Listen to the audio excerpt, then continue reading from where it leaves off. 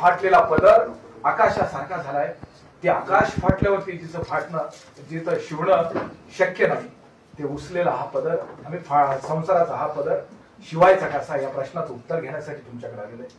बांगलादेशकडं त्या ठिकाणी मालाची डिमांड असताना आपलं सरकार त्याला चालना का देत नाहीये? त्या ठिकाणी असलेल्या एक्सपोर्टरच्या ज्याही सबसिडीज आहेत त्या का गोठवून ठेवलेल्या आहेत? अशा अनेक प्रश्नांमध्ये या कांद्याच्या दराचं उत्तर लपलेलं आहे. आम्हाला सगळं कळतंय पण आमच्या हातात काही नाहीये. सरकार नावाची जी जादूची काठी आहे ना, ती आम्ही दुसऱ्याकडे देऊन बसलो. आम्ही त्याला राम म्हणून दिला आणि तो रावणासारखा आमच्याशी वागतोय. ह्या प्रश्नाचं उत्तर हा पदर मागतोय आणि ते पदर घेण्यासाठी आम्ही बच्चूभाऊ कडूंच्या त्या असलेल्या प्रहार संघटनेच्या माध्यमातून तुमच्याकडे आलेलो.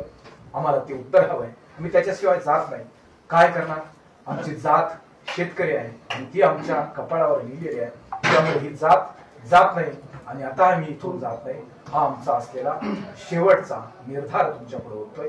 हे कांदे आहेत साहेब, चांगले कांदे.